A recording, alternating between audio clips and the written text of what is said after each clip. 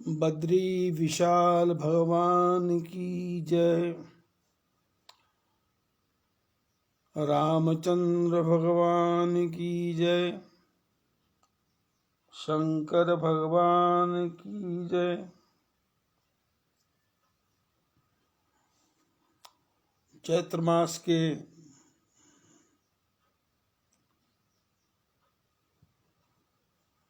उपलक्ष्य में सुंदर राम कथा हो रही है।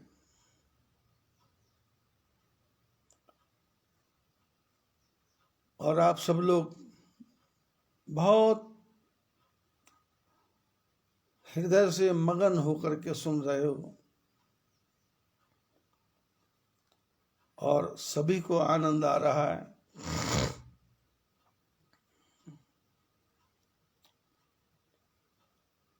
परम पिता परमात्मा से प्रार्थना कि ये अनुराग, ये प्रेम, ये श्रद्धा, ये विश्वास बना रहे और हम लोग जनकपुर में हैं। राम जी ने धनुष को तोड़ दिया। जो राजा विघ्न करता थे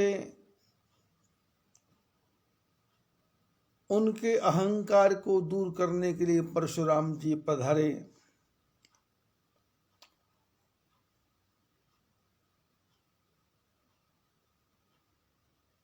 जनक महाराज ने सीता जी को प्रणाम करने को बोला। विश्वामित्र जी ने राम लक्ष्मण को प्रणाम करने को बोला।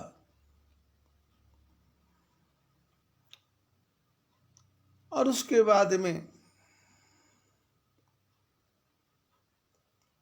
क्योंकि विश्वामित्र जो राम लक्ष्मण जी को लेकर के आए हैं वो उनका जो छुपा हुआ प्रभाव है उसको सारे संसार को दिखाना चाहते हैं।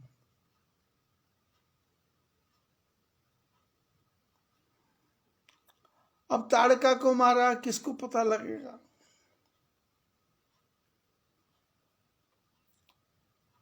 अहिल्या का उद्धार हुआ, किसको पता लगेगा?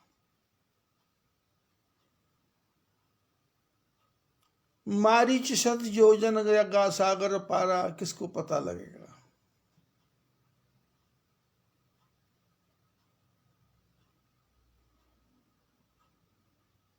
विश्वामित्र जी को पता लग गया कि ये राम भगवान हैं, साक्षात परमात्मा हैं और सारे गुणों के भंडार हैं। इनमें शील भी है, सौम्यता भी है, सज्जनता भी है, मर्यादा भी है, दूसरों को मान करने का इनका तरीका भी है।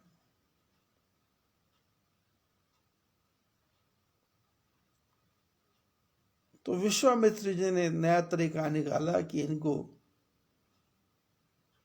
यज्ञ की रक्षा करने के लिए लाए थे। तो उन्होंने कहा कि ऐसा करेंगे कि एक धनुष यज्ञ और हो रहा है। इस जंगल में मैं यज्ञ कर रहा हूं ये तो ठीक है, लेकिन एक यज्ञ और हो रहा है जो जनकपुर में हो रहा है। तो विश्वामित्र जी राम लक्ष्मण जी को लेके जनकपुर में पधारे।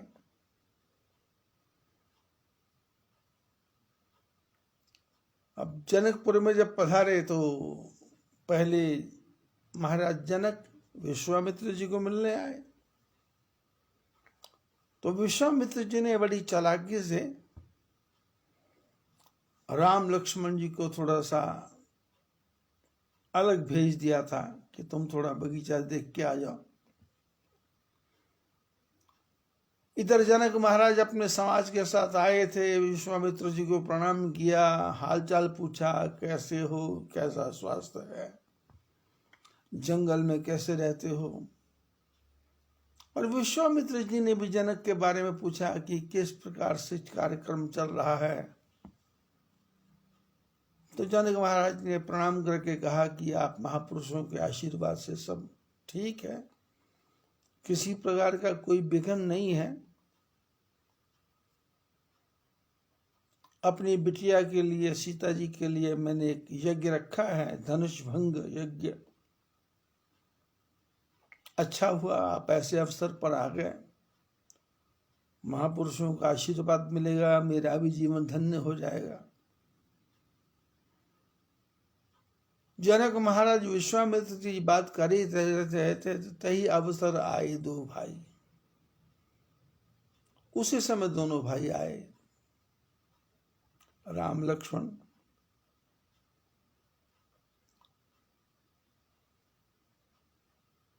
विश्वामित्र जी को तो पता ही है,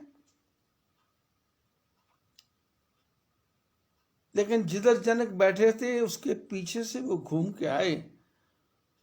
तो जब लोगों ने देखा, जनक ने देखा राम जी को, तो भयो विदेह विदेह विषेखी। जनक महाराज भगवान राम को देख करके अपने शरीर की सुध बुध भूल गए,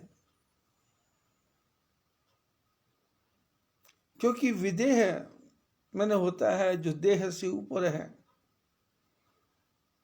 और भगवान तो स्वयं ब्रह्म है, तो ब्रह्म तो वैसे ही विदेह है। तो उस नारायण राम जी को देख करके जनक महाराज आश्चर्यचकित रह गए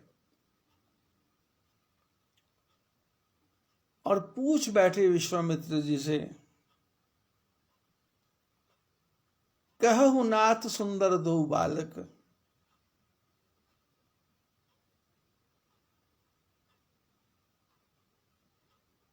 नृपकुल तिलक मुनिपुल,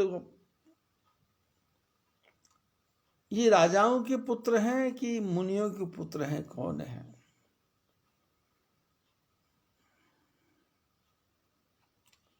और जनक महाराज ने साफ साफ कहा कि इनको देख करके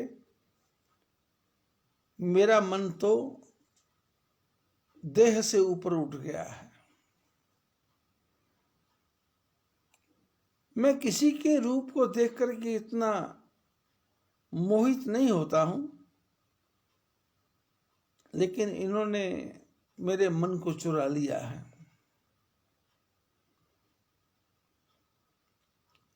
क्योंकि परमात्मा का चमत्कार ही ऐसा है। आंख खोल के देखेंगे तो आपको जर्रे जर्रे में, कण कण में चमत्कार ही चमत्कार दिखाई देगा। लेकिन शर्त यह है कि उसमें अपनी बुद्धि को नहीं लगाना।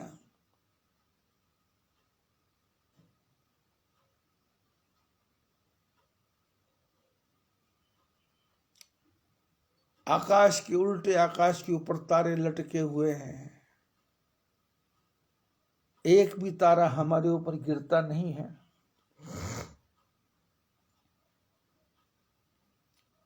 सूर्य निकल रहा है, डूब रहा है। आप सोए रहें, जागे रहें, उठें, काम करें ना करें, धरती घूम रही है, समय का चक्र चल रहा है। आपके होने ना होने से कुछ अंतर पड़ने वाला नहीं। जनक महाराज ने प्रश्न किया, कौन है ये? और विश्वामित्र तो चाहते थे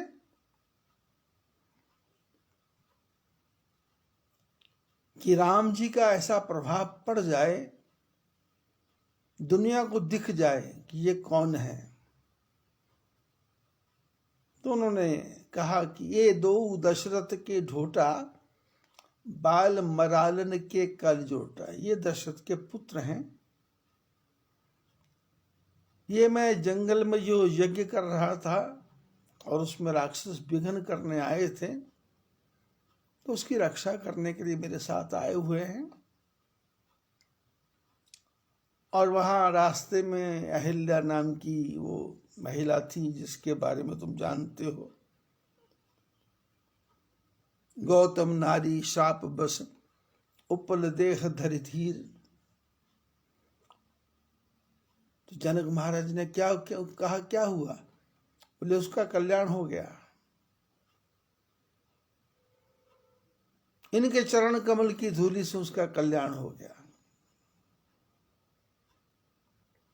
सभा में लोग बैठे सुन रहे हैं कि बालक सांवरा है, दूसरा गोरा है, और सांवरे बालक के पैरों में कितनी शक्ति है।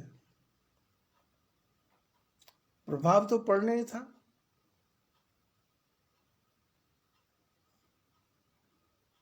और विश्वामित्र जी ने कहा, सुनो, वो ताड़का नाम की राक्षसी के बारे में सुना क्या? बोले हाँ। बोले वो खत्म। जनक महाराज बोले हैं खत्म, बस। क्योंकि रावण जो है बहुत चालाक है। रावण ने यहां दो राजा हैं, उनके बीच में अपनी सेना बिठा रखी है, और सेना के जो सेनापति हैं उनमें महिलाओं को ज्यादा ड्यूटी दी है। विश्वामित्र जनक के राज्य के बीच में ताड़का है, और पंचवटी दंडकारण्य में शूर्पणखा है, लंका के समुद्र में सिंहिका है। ऐसा राडार जो छाया को पकड़ ले। अब ये तो विश्व के बड़े बड़े वैज्ञानिक ऐसा बना रहे हैं, राडार जो उड़ते हवाई जहाज को पकड़ता है, पर रावण के पास तो राडार वैसे ही। और लंका के दरवाजे पर आदमी नहीं है, लंकिनी है, लंकिनी।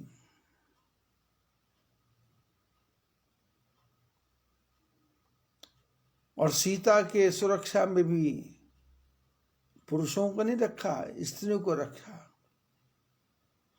त्रिचिता को।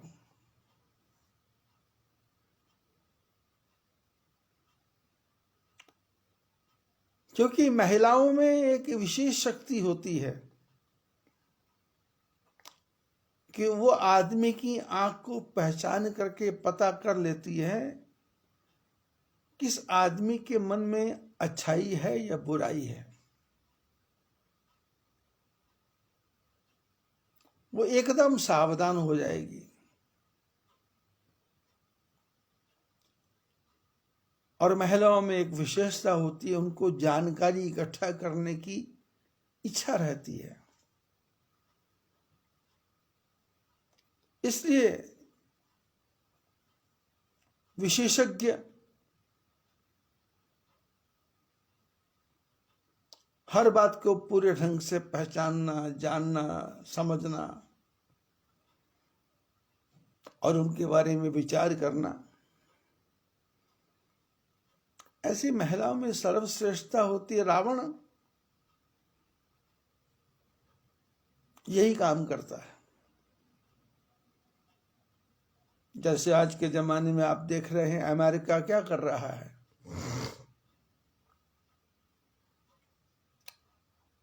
हर देश में अपने अड्डे स्थापित कर रहा है,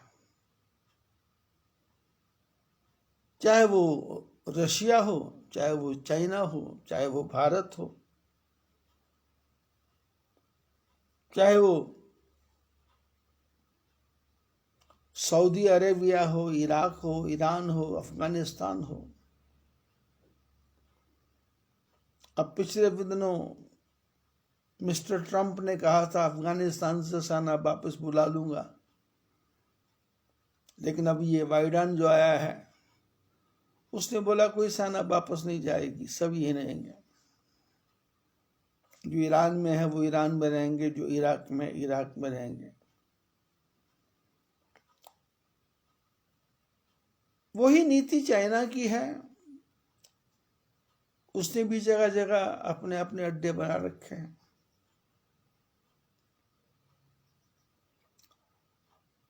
और यदि राम जी के वनवास के बारे में ध्यान से सोचें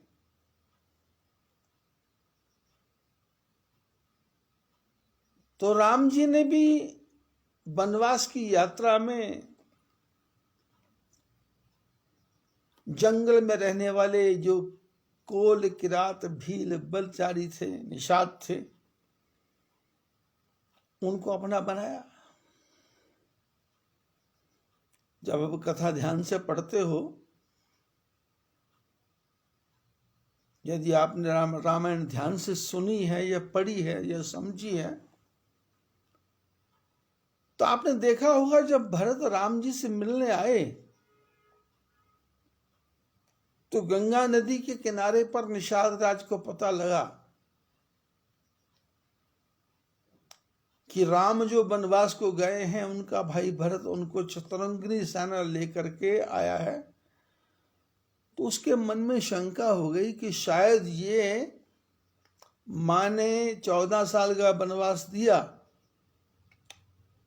तो बेटे के मन में आया कि 14 साल बाद राम फिर वापस आ जाएंगे, इसलिए चलो चतुरंगिनी सेना लेकर के चलो और जंगल में नष्ट कर दो।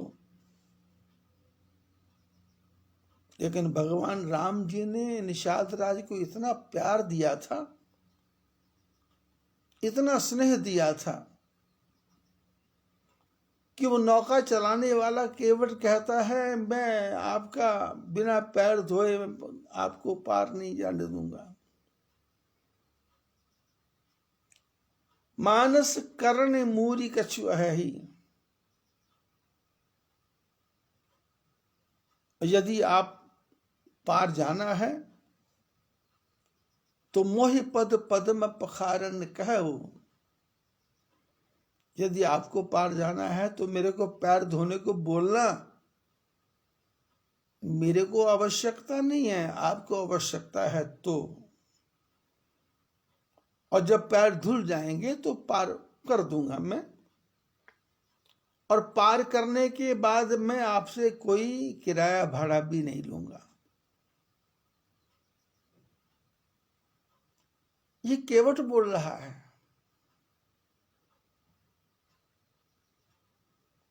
किससे बोल रहा है? दशरथ के राजा के बेटे से,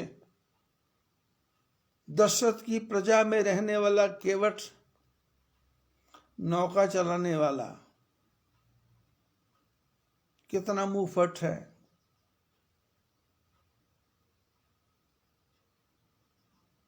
पर भगवान कहते हैं भाई ऐसा करो,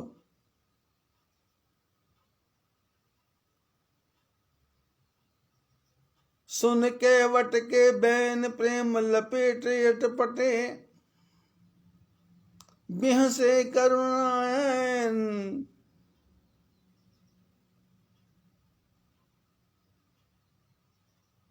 चितई जान की लखन तन।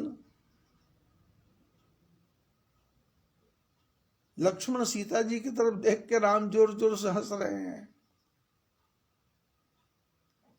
क्योंकि ये केवट क्या है? कहता मोहि राम राउर आन दशरथ, शपथ सब साची कहो,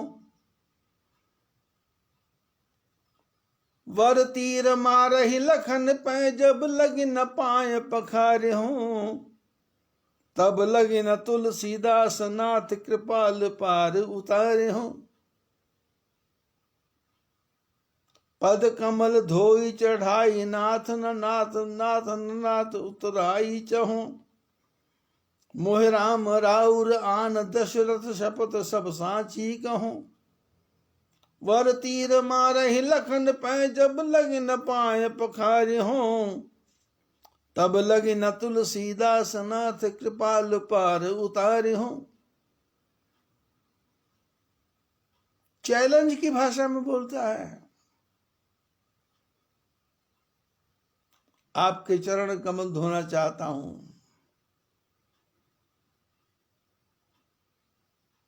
पार उतारूंगा, उतराई नहीं चाहिए। और पैर धोए बिना नहीं लेके जाऊंगा, मेरे को आपकी कसम, आपके बाप की कसम।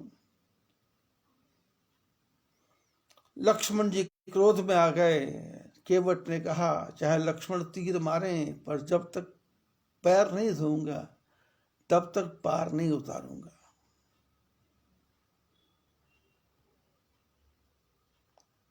वैसे भगवान चाहते तो रथ में बैठे हुए थे, रथ में बैठे बैठे ही गंगा नदी के किनारे पे आ जाते, तो सुमंत को देख करके जंगल के जितने निषाद, कोल, भील, जितने केवट लोग हैं, सब लोग आकर चरणों में प्रणाम करते। राजा का मंत्री, मंत्री के साथ राजा के पुत्र, तो पुत्र हैं तो रिस्पेक्ट है, इज्जत है। तो फिर राम जी को नौका मांगनी नहीं पड़ती थी। राम जी को नौका नहीं मांगनी पड़ती थी। केवट हाथ जोड़ के बोलता था कि नौका है, तैयार है, आप बैठिए, मैं आपको पार लेके जाना चाहता हूं। पर राम जी ने सुमंत को पीछे ही वापस कर दिया। बरबस राम सुमंत्र पठाए, सुर सरि तीर आप प्रभु आए। जबरदस्ती सुमंत को वापस भेजा। जाओ। जब राम रथ से नीचे उतरे तो घोड़ों की आंखों में आंसू आ गए।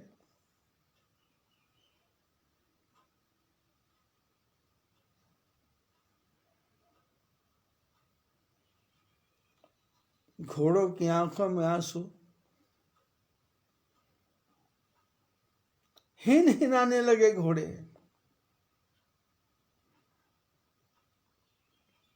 जासु वियोग विकल पशु ऐसे, जिए ही मात पितु परिजन कैसे।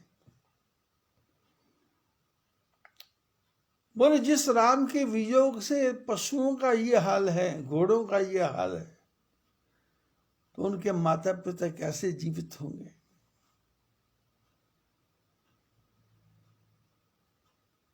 राम जी ने कहा, सुमंत जी जाइए। सुमंत जी घोड़ों के लगाम को पकड़ के खींचते हैं, पर घोड़ों ने पैर फंसा दिए, मानो इशारा कर रहे हो कि आप चले जाओ, हम 14 वर्ष तक जंगल में रहेंगे, और जब राम वापस आएंगे तो हम इनको रथ में बिठा करके लाएंगे। सुमंत जी आप वापस चले जाओ।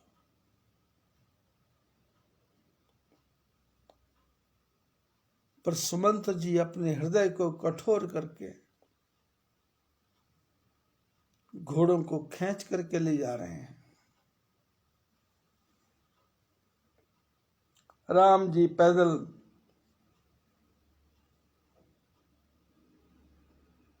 आगे बढ़े। रात को निषाद राज के पास रुके।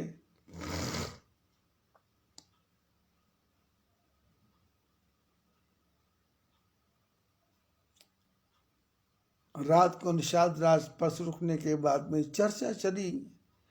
राम जानकी सो गए, लक्ष्मण निषाद राज की चर्चा हुई। उस चर्चा में बातें निकली, क्यों हुआ, कैसे हुआ, ऐसा कैसे बन गया, ये वनवास की बात कहाँ से आ गई, और 14 साल तक वनवास कहाँ से कहाँ तक रहोगे। और निषाद राज ने कहा कि हम यहीं जंगल में कुटिया बनाकर के आप रख लेते हैं, आप यहीं रहिए। राम जी ने कहा नहीं।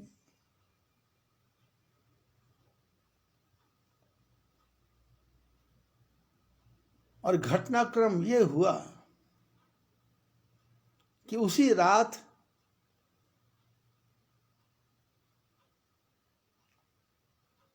उस नदी में एक नौका चलाने वाला केवट, जिसके प्रसंग को बड़े बड़े महापुरुष अपने अपने ढंग से कहते हैं, वो निषाद राज जी के पास बैठा हुआ बातें सुन रहा था। तो चर्चा होते होते पता लगा कि ये जो राम आए हैं ये कोई मनुष्य नहीं है, ये स्वयं साक्षात ब्रह्म है।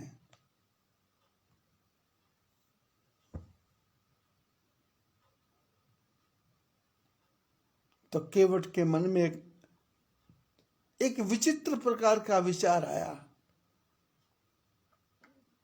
कि क्यों ना मैं इस ऐसे परमात्मा के आने का लाभ प्राप्त कर लूं।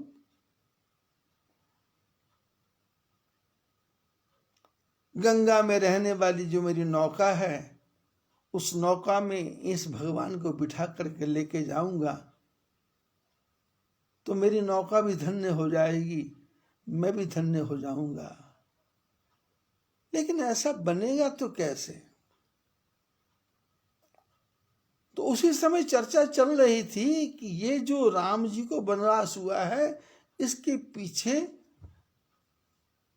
एक ही तरीका है कि दशरथ महाराज ने रानी कैकेयी को 2 वरदान देने को बोला था। अचानक केवट के मन में भी विचार आ गया कि वरदान, अरे वरदान देने को तो मेरे को भी निषाद राज ने बोला हुआ है।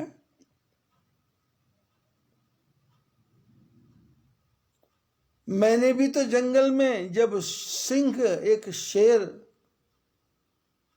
निषाद राज पे अटैक कर रहा था, आक्रमण कर रहा था, तो मैंने बाण के बार से, भाले के बार से या धनुष के बार से या तलवार के बार से उस सिंह को काट ही दिया था। तो उस समय निषाद राज ने कहा था कि मैं प्रसन्न हूं, तुम्हारी जब भी कोई इच्छा हो तुम वरदान मांग लेना मेरे से। निषाद को याद आया, केवट को याद आया कि वरदान क्यों ना मांग लें। केवट थोड़ा उठा, 10 कदम गया और वहां से इसने निषाद राज जी को थोड़ा सा इशारा किया। निषाद राज ने पूछा क्या बात है? बोले सुनो। तो निषाद राज लक्ष्मण को बोले मैं आया, आप बैठिए। निषाद गए, केवल उतनी दूर ले गया जिससे आवाज लक्ष्मण जी को सुनाई ना दे।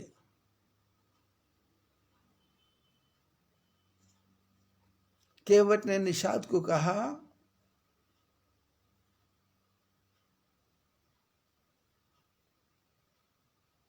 कि आपने मेरे को एक समय वरदान देने के बारे में बोला था, आपको याद है या नहीं?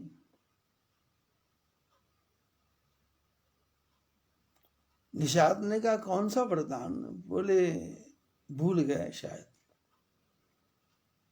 वो जंगल में सिंह आया था। बोले हाँ हाँ हाँ याद है। बोले आपने कहा था वरदान देने को। तो निषाद ने कहा याद है। तो बोले फिर मैं आपसे वरदान मांगता हूं इस समय आज। बोले क्या वरदान?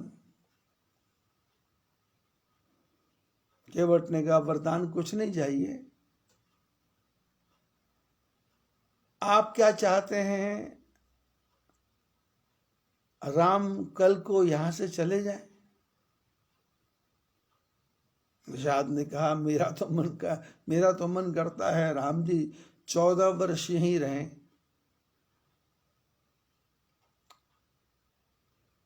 तो बोले फिर उसका एक ही तरीका है।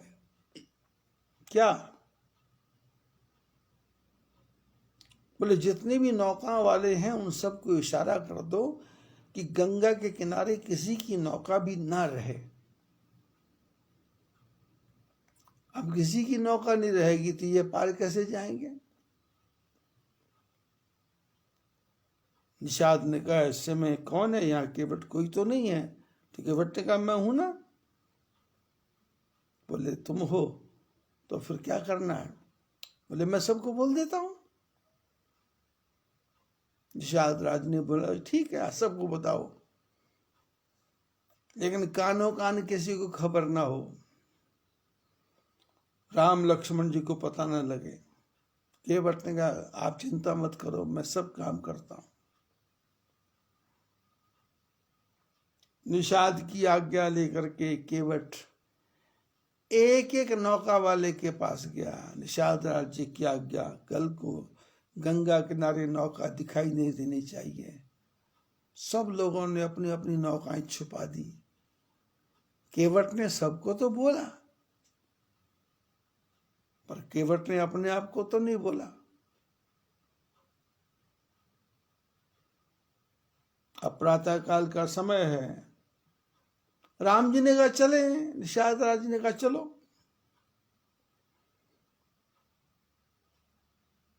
लेकिन पूछा जाओगे कहां? बोले गंगा पार। निषाद राज कुछ नहीं बोले। सुमंत्र जी रथ के साथ अयोध्या की तरफ चले गए। राम लक्ष्मण जानकी गंगा के किनारे आए तो आके क्या देखा कि गंगा के बीच में एक नौका खड़ी है दूर।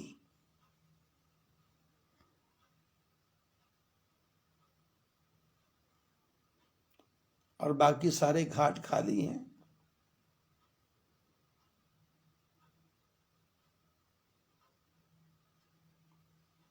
अब निषाद राज ने तो पहले से मना कर रखा था।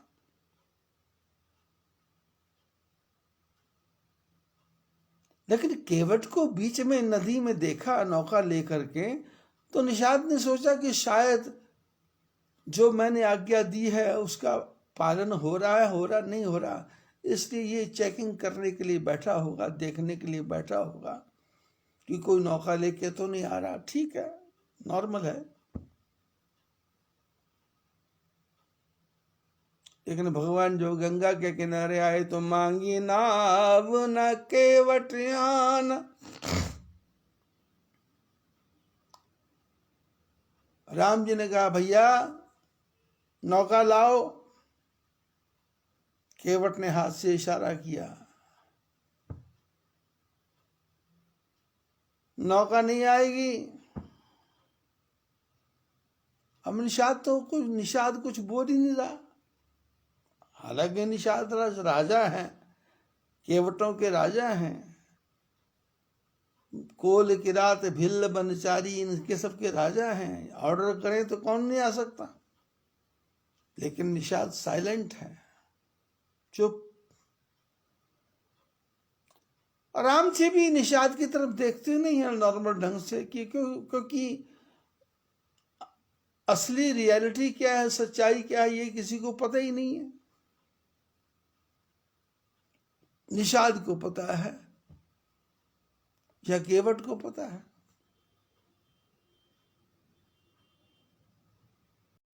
जिससे हमारा परिचय नहीं है, जिससे हमारा कुछ लेना देना नहीं है, ऐसे आदमी को भी अपना कैसे बनाया जा सकता है, उसका काम कैसे किया जा सकता है, या उसके काम कैसे करवाया जा सकता है। राम राज्य की स्थापना क्या है?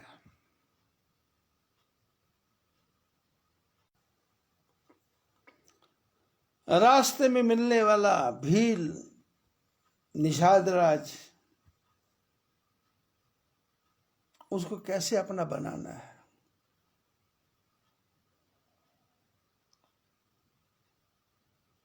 वो अटपटी भाषा बोलता है क्योंकि जंगली आदमी है, लेकिन हृदय में प्रेम है।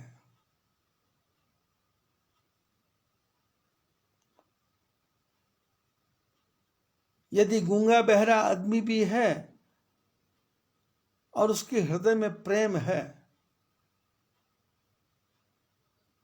तो वो अपने प्रेम को अटपटी भाषा से भी समझा देगा। लेकिन शर्त यह है कि आप समझने वाले हो या नहीं।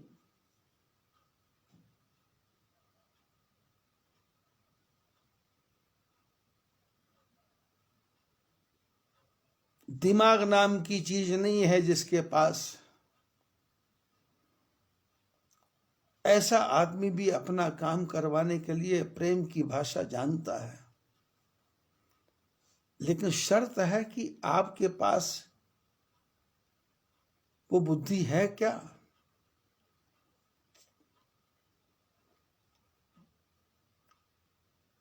आप कैसे मैनेज करोगे, कैसे अरेंज करोगे,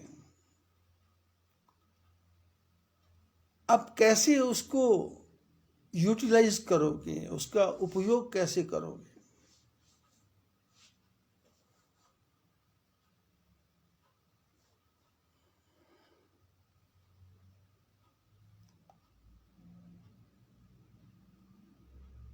आपके पास तोड़ने के लिए कोई वस्तु नहीं है, काटने के लिए चाकू नहीं है, पर नींबू आपके पास आ गया, अब उसके 2 टुकड़े करने हैं। दांतों से काटोगे तो कड़वा होगा, तो बुद्धिमान आदमी गिलास से ही उसको काट देता है, कटोरी से ही उसको काट देता है।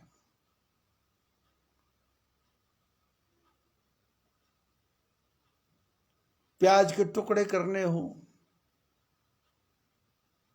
तो आदमी हाथ के मुक्के से ही उसके कई टुकड़े कर देता है।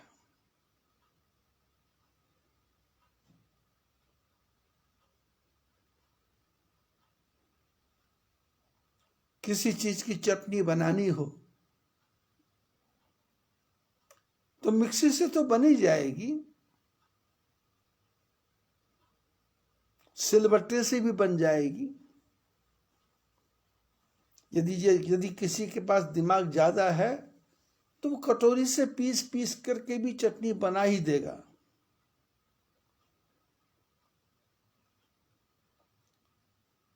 प्रश्न ये नहीं है कि सामने वाला पागल है, प्रश्न ये नहीं है कि सामने वाला विकलांग है, प्रश्न ये नहीं है कि सामने वाला बिल्कुल महामूर्ख है। प्रश्न ये है कि आप जो काम करवाने वाले हो, आपके पास कितनी बुद्धि है।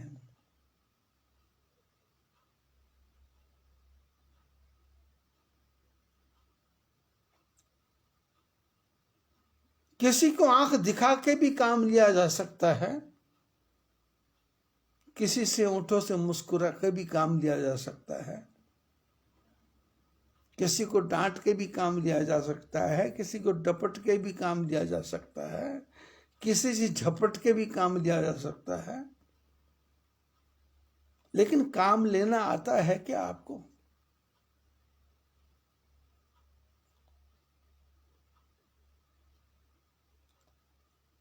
राम ताड़का से भी काम लेते हैं, सुबाहु से भी काम लेते हैं, मारिच से भी काम लेते हैं, अहिल्या से भी काम लेते हैं। और जनकपुर में तो आकर के भगवान ने ऐसी मोहिनी डाली, क्योंकि विश्वामित्र महामुनि ज्ञानी बसे विपिन शुभ आश्रम जानी। विश्वामित्र महामुनि ज्ञानी है, वो जंगल में निवास करते हैं, निवास करते करते सोचते हैं कि भगवान के यश को कैसे फैलाया जाए, भगवान के यश को कैसे फैलाया जाए।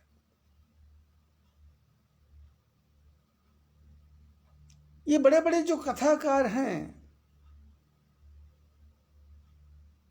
बड़े बड़े जो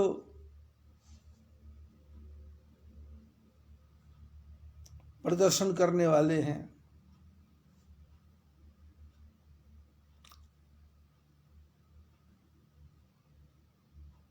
या बंदर का नाच करवाने वाला एक मदारी, या रीछ को नचाने वाला एक आदमी, या कोई भी काम करने वाला कोई आदमी हो, वो तो पहले अपने काम से पहले कुछ न कुछ ऐसे सिस्टम दिखाता है कि आदमी अट्रैक्ट हो कि क्या होने वाला है, क्या होने वाला है, क्या होने वाला है। विश्वामित्र जी ने विचार किया कि राम जी का यश फैले, क्योंकि मेरी सेवा की है, तो जनक महाराज को कहा, ए दो दशरथ के ढोटा, राज मरालन के कल जोटा।